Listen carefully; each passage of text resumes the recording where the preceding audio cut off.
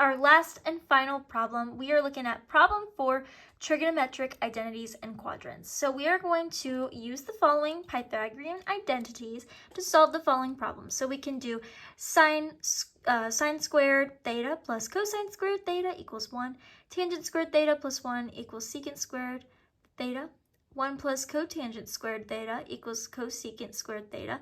That looks very scary, but it's actually not when you get to do it.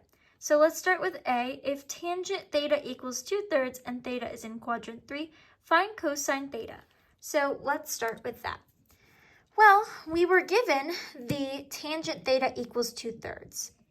And we know that this theta is in quadrant 3. So we want to keep note that this theta is in quadrant 3. And quadrant 3, as we know, is our x is going to be negative because it's going to the left. And our y is going to be negative as well because it's going down.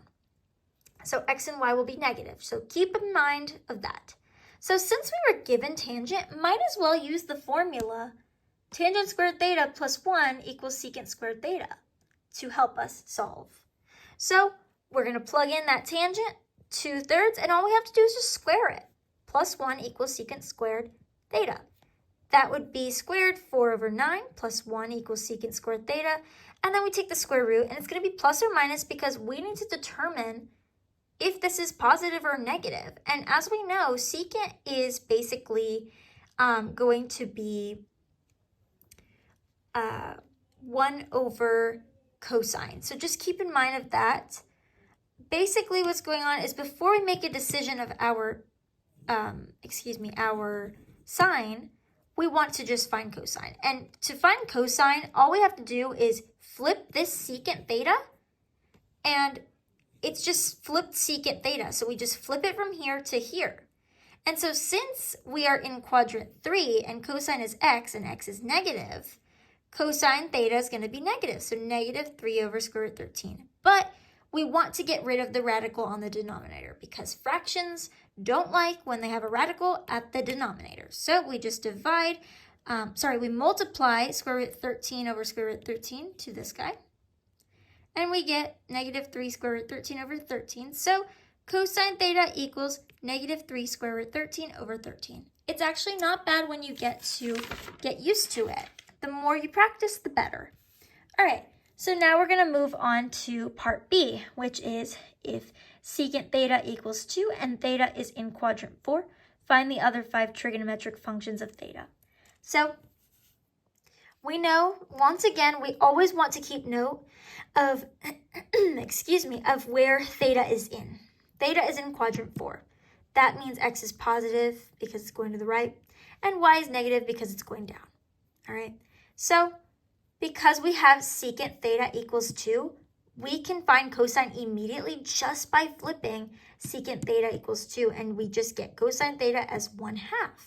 Well, now we can use 1/2 and plug it into our equation of sine squared theta plus cosine squared theta equals 1. Plug that in and square it. We just do some basic squared and then basic algebra.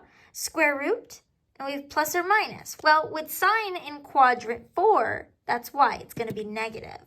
So sine theta equals negative square root 3 over 2. Now we're going to start to find cosecant. To get cosecant, we are going to flip this sine theta, and we will get negative 2 over square root 3. But we don't like radicals, so we do times square root 3 over square root 3, and we get negative 2 square root 3 over 3.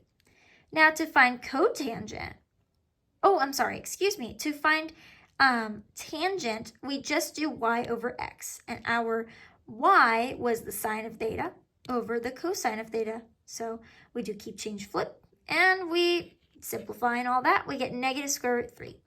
Now, to find cotangent, to find cotangent theta, all we have to do is flip this, and we get negative 1 over square root 3, but we don't like radicals, so we get negative square root 3 over 3. So the 5 trig functions of theta are, just to summarize what we found, cosine theta equals 1/2. Sine theta equals negative square root 3 over 2. Tangent theta equals negative square root 3. Secant theta equals 2. Cosecant theta equals negative 2 square root 3 over 3. And cotangent theta equals negative square root 3 over 3. that is the end of problem 4, and that is the end of video homework 2.